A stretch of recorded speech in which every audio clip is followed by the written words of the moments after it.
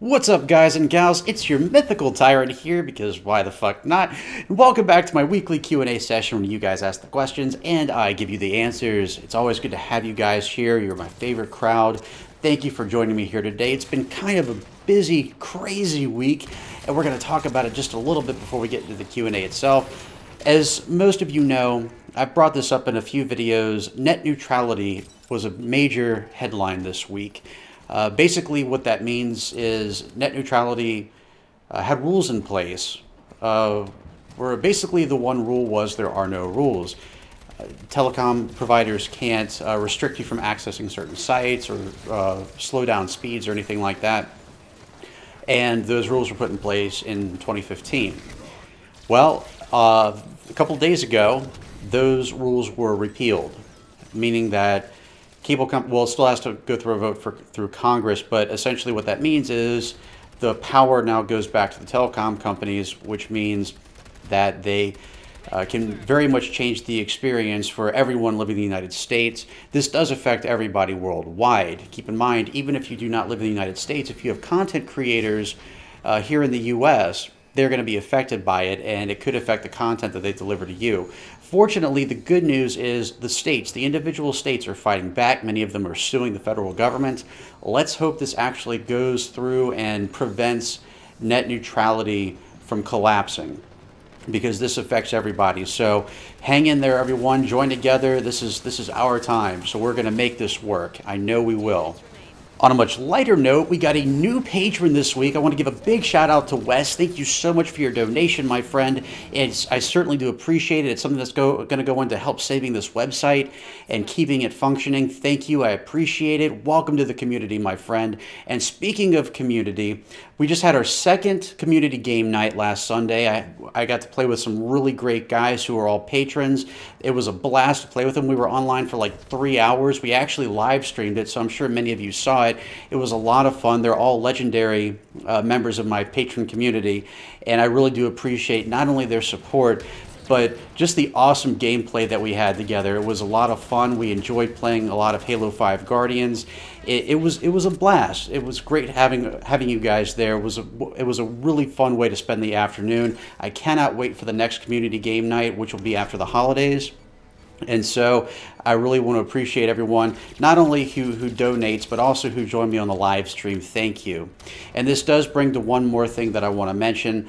If you do want to help save this site, again, I've got about 9 weeks to decide what I'm going to do. Go ahead and check out my Patreon page. There are different levels of donorship that you can gain to basically be a patron. We have normal, we have heroic, we have legendary. Legendary is what you need if you want to get in those community game nights. And there are others too, but really I don't expect people to go past that. So if you can check that out, please do. We have a store as well. Again, the holidays are right around the corner, so check it out. You might find something there that you really like. I do want to say, though, that I know a lot of you have expressed interest. You want to support the site, but you can't afford it. And so I'm here to tell you today in 3 easy steps. 3 easy steps that you can support this site without spending a penny. Step 1. When you visit this site and watch a video, please turn off ad blocker. This is actually something you should do to any YouTuber that you support, because this is our way of getting paid for the hours and hours of work that we put into the content that you receive for free, and this really helps us out. It's actually baffling. I looked at my view counts, how many views I get per month versus how many monetized views I get per month. So that would be a huge help. I know what you're thinking. You're thinking, Tyrant, do we really have to sit through a 30-second ad? Come on. Well, look at it this way. That pales in comparison to the 3 to 5 minute commercial breaks you get every 10 minutes on standard television. And again, you're not actually paying their salaries. You are paying ours, though. Keep in mind, no one pays us except those monetization rules right there. So again, it helps us out a lot. I know it's a little bit of a pain, but it costs you nothing, and it puts money back into our pockets for all those hours of work that we put into making that content for you. Step 2. There's a little notification icon. It looks like a bell on my site that you can hit, and what that does is every time I post a new video, you get notified. via push notifications, so you know that video is there. One of the reasons this is so important is because of the new rules that YouTube has put in place. Basically, whenever a video gets flagged, not only does monetization get reduced heavily, but in addition to that, that video will not show up in your feed. It will not show up in your recommended videos. And that can be detrimental to YouTubers like me because, you know, I'll post a video almost every single day, but in terms of the viewership that it gets, it really does vary. And that's pretty scary. So that's the second one right there. That's very important. I tell you guys this every week, so definitely if you haven't already, hit that notification icon. Even if you don't watch the video as soon as it comes out, at least you know it exists.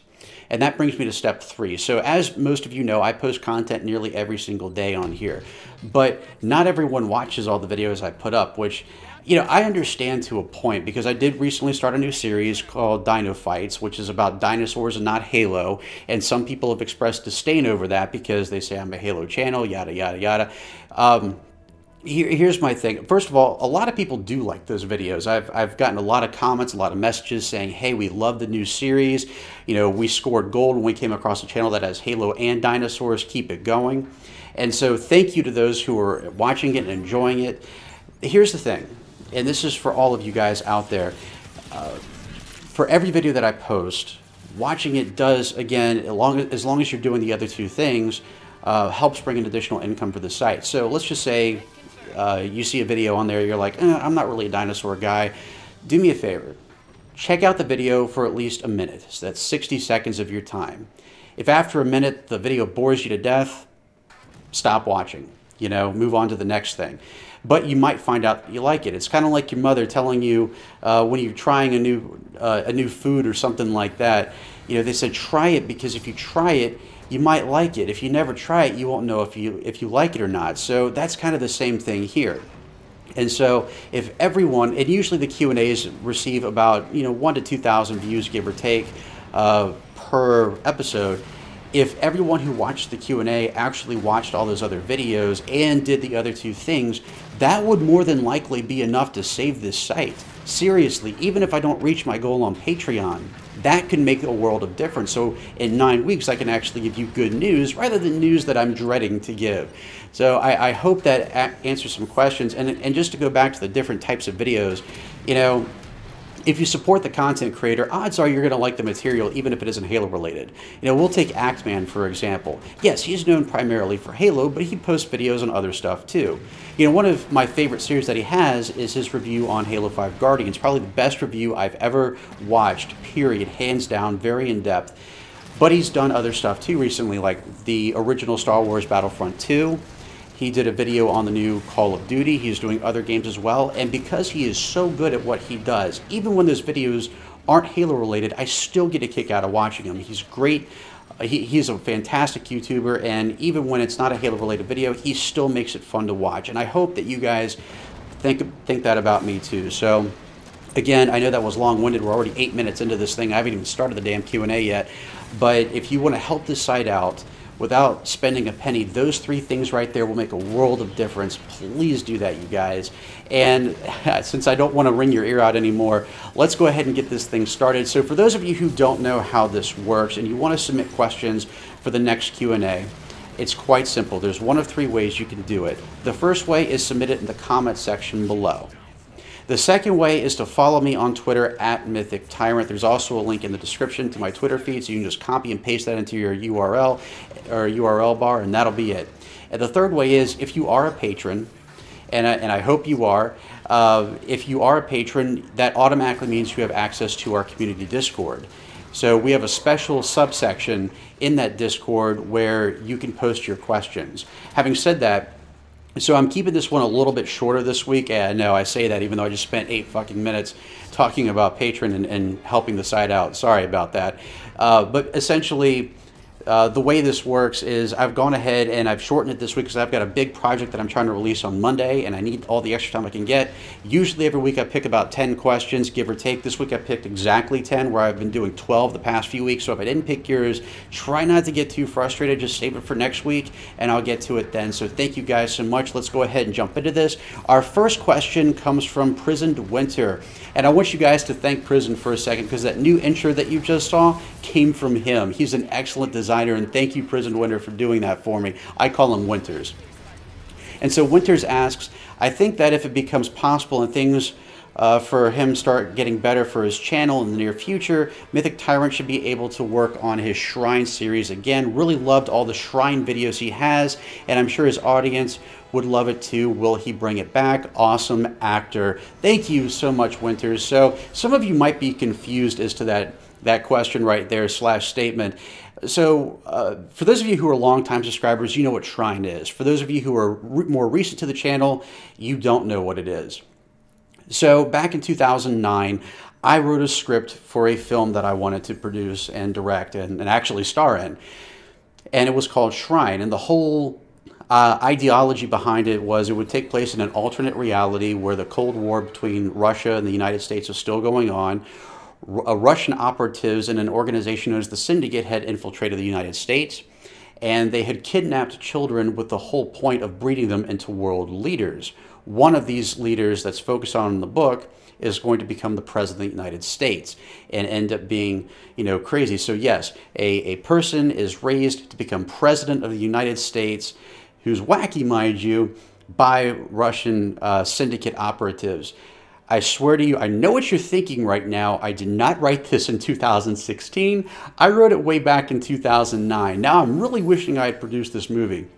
And it actually, when it went through some rewrites, it ended up not being a movie. We divided it into 20 separate webisodes, so it was a series. And I released the first teaser trailer for it back in 2011. It's still on this site, and I hope you check it out. I've had a lot of fun with it. We've tried making this movie 3 times already. And each time, different things happen that that affect the outcome. The first time I ended up moving, so that was my fault. Second time, I had actors end up going to other projects that were much larger than mine. The third time was the most successful, even though it was a failure. We had the schedule nailed out. We had all the actors we needed. I had an assistant who was taking care of a lot of stuff. And the schedule was set up so that we would have been done filming before Halo 4 was released. So this was in 2012. And unfortunately, what ended up happening was things started getting mixed up. I'm not going to say who did what, but because I don't want to pin blame on people. But first, a lot of plans just fell through because things that were said to have been booked in terms of locations were not actually booked, which people like me and my crew had to find out at the last second. And it caused a ton of chaos and turmoil. Then Halo 4 was released. So, of course, being that my site focuses mostly on Halo, that was the main thing that I had to concentrate on. Of course, they knew that before going into it. And then once Halo 4 started calming down, some of the actors moved away. One took a night shift job and just couldn't do it anymore. And that was the end of the project at that point, which is a shame, too. It's one of the few things that I've written that I've actually had copyrighted. So we were going into this full force. And so what he's asking is there a chance for a Shrine revival if the channel actually can stay running throughout 2018? Again, follow those steps that I gave you at the beginning of the video. So I hope so. For people who've been here for a long time, they know Shrine is my passion project. And I would love nothing more than to get that done. I've been talking to some other people recently about possibly reviving it if my channel can make it over this hump. So I hope so. I would love to see it done. I know there's a lot of people who have been waiting for it for literally 6 years, over 6 years, and I would love to be able to treat them with it. Hopefully what happens in Shrine doesn't happen in real life. But that was a great question, Winters, and thank you so much for asking it, and thank you again for designing such an awesome intro. Our next question comes from Wesley Neve, and I, again, got to pat Wes on the back again. Welcome to the Patron organization. I should say the Patron group. Thank you so much again for your donation, Wes. And Wes asks, hey, Tyrant Q&A, I'm going to keep this part as constructive as possible. You say that the new movement system should stay for campaign and multiplayer, and classic Halo fans should have a multiplayer classic mode for them.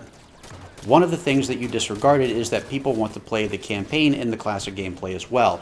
It seems the classic fans are still getting a loss to it. This is just something I wanted to address. P.S. I'm a fan of the new movement system. I'm just trying to look at it from both sides. So this is a great question, Wes, and this is in direct response to the star question from last week's Q&A.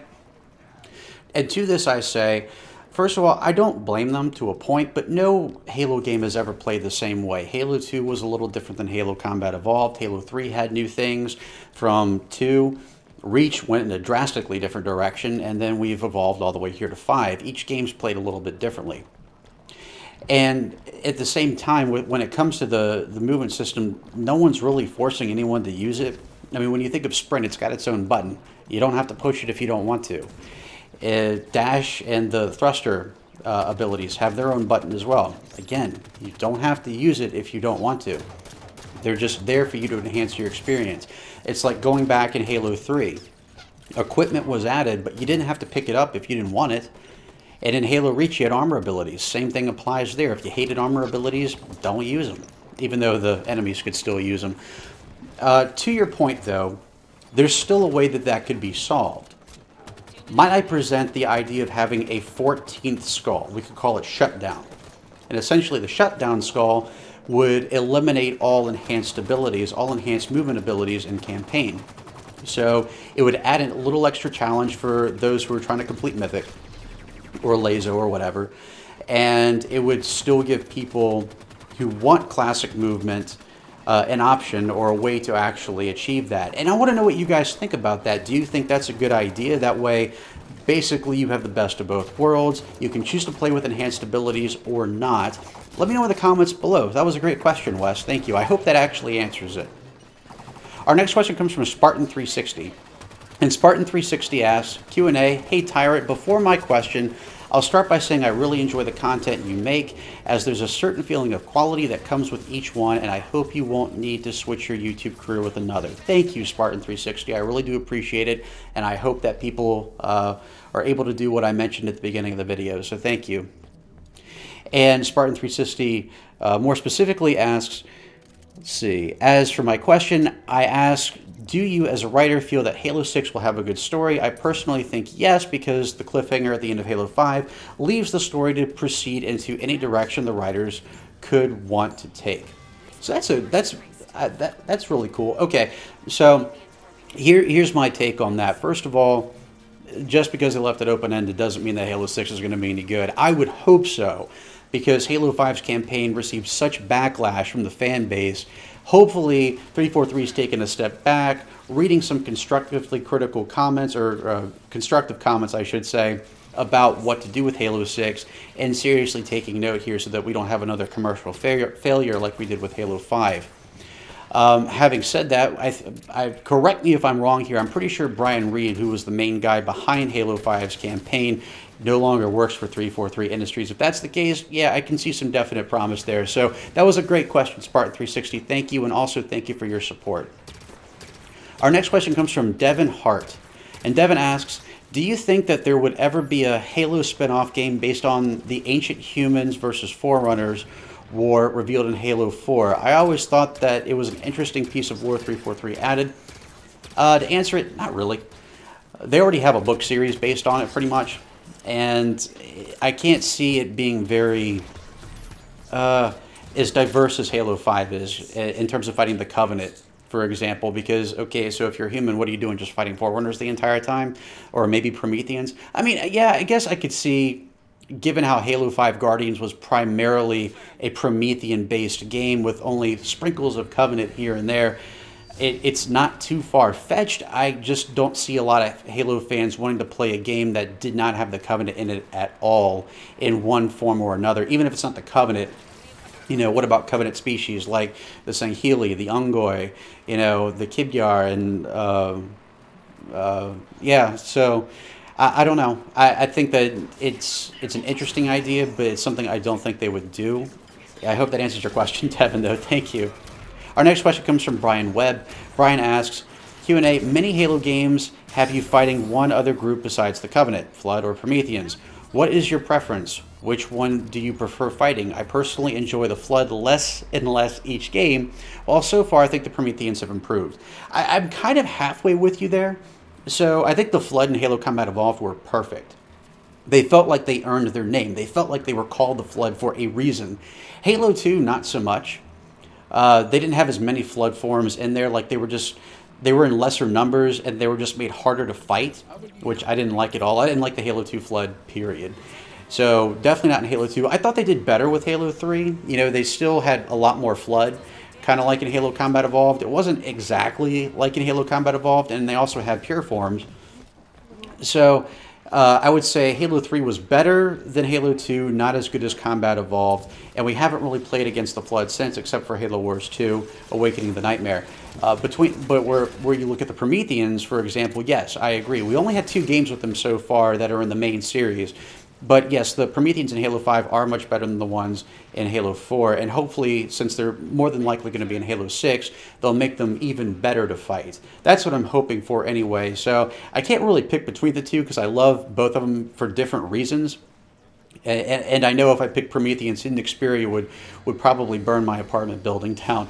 So again, that's a great question. I certainly do appreciate it, Brian. And tell me in the comment section what your favorite is. Our next question comes from Blaze Tresler. And Blaze asks, Tyrant, just wanted to ask you for your thoughts on a Battlefield-style Halo game. Well, I'm guessing you mean like 64 players, where you have vehicles and planes, or ships, I should say, scattered around the field. Yeah, I think that'd be a fun choice. I don't have anything more to add to that, but yeah, I'd certainly be open to it.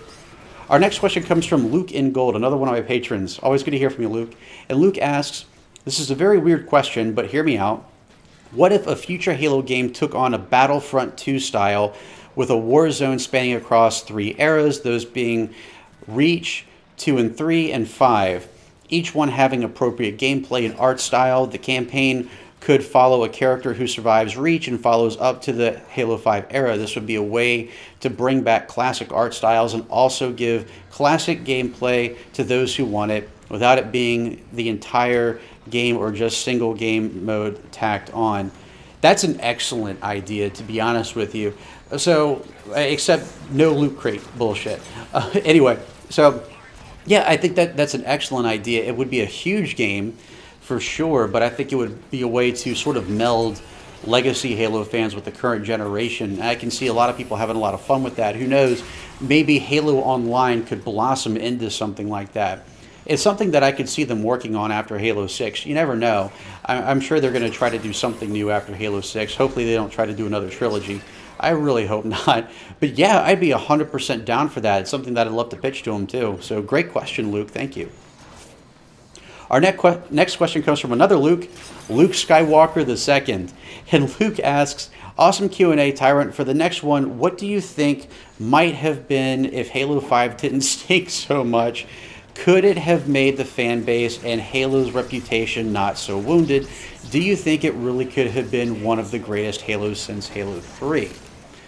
I'm not entirely sure because, even if they come up with a great game, well, let me stop for a second. I actually enjoy the Halo 5 multiplayer. I know a lot of people don't. I was watching Green Skull's video where he interviewed a bunch of, I think, semi-pros or professional multiplayer folks, but I guess what's important to some people isn't important to others. I focus mostly on campaign, whereas others focus on multiplayer. Some people are really butthurt when it comes to weapon tuning, whereas, again, it's not that I don't think about those things at all, but they're not the most important things to me. I think really the main thing is that Halo 5 story was just so bland and dry and had too many characters, and there were so many scenarios thrown in there that not a single one felt important. It was just all, okay, so this happens now. Okay, now we're on Meridian. Okay, now we're on Sanghelios. Now we're on Genesis. I think having a decent story would have definitely helped. Would it made Halo come back from the ashes, so to speak? I don't think so. There's just so many other games out there to compete with right now. It's not going to be what it was back in the early to mid 2000s, where Halo was really the dominant FPS on the market. It just isn't going to be that way anymore. That's not to say they can't make a really great Halo game next time around that may bring back some classic fans, but there's just a lot that's out there now, a lot of other options for people. So that may not be a clear answer, but hopefully it's something that you're looking for, Luke, and I appreciate you stopping by, my friend. Always good to hear from you. Our next question comes from Kerosene Wildfire. Uh-oh, stay out of California, my friend. And Kerosene asks, I finally have a Q&A after some long time of thinking. Well, great. What would you think about a Halo RPG where you are playing as a mercenary on board a merchant ship that gets attacked by Kigyar, which are jackals, by the way, space pirates, and eventually get to roam the Halo universe, going to and from planets and Halo rings throughout? This sounds like an interesting idea. It sounds like a better version, or I should say a working version of No Man's Sky. That's something that I think would be really cool. I've thought about this for a while, ever since I started getting into World of Warcraft. What if Halo had something similar going on? What if, you could explore different worlds? Actually, I think probably a better, more accurate comparison would be Knights of the Old Republic for Star Wars. I think that would be a fantastic idea. I think it's something that they could have a free version of. Well, you know what? I'm not even going to get into pricing on that one, because I know I'm going to get thrown under the bus if I say anything in that regard. But no, I think it'd be a great idea. There's a lot of people, including myself, who would love to play that game. So great question, Kerosene. Thank you. And our final question of the week, our star question, comes from Hollis Kadirli III. And his question is, Halo Q&A, the rumors of Halo 6 have been flying around. One of them is that if the Flood do make an appearance in Halo 6, the Master Chief will team up with the Didact, who was composed in the domain, to fight them. Do you think that this is good story material? It's interesting you bring this up. It was, I think, maybe yesterday or the day before that I was watching Hidden Xperia's video related to the subject. I find it more interesting, though, that I was the one bringing up a year ago that the Didact had been composed and still existed, and quite possibly took over Cortana. So who says you don't hear your news here first? And to answer your question, it does pose a very interesting scenario, and it goes back to the old phrase, the enemy of my enemy is my friend.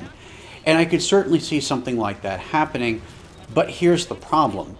Humans are the Didact's mortal enemy. I mean, he was flat out brutal to the humans back during the Flood, or the Forerunner Human War. And, well, in a way. So, remember, he did end up, capturing the Lord of Admirals and those guys, instead of flat out killing them.